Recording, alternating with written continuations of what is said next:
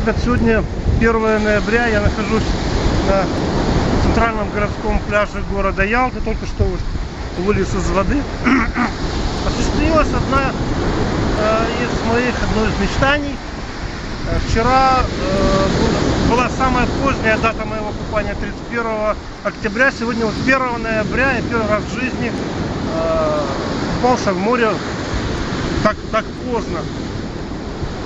Ну, для меня это чуть-чуть больше, чем просто купание, потому что это определенный рубеж, определенный шаг, и таких шагов у каждого из нас очень много в жизни бывает.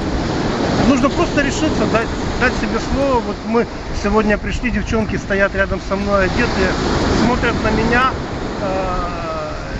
и они не верили до последней секунды, что я пойду в эту воду.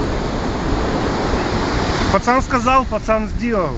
Я вчера пообещал, что сегодня искупаюсь, я это сделал. Давайте себе обещания и выполняйте их, ребят. Удачи!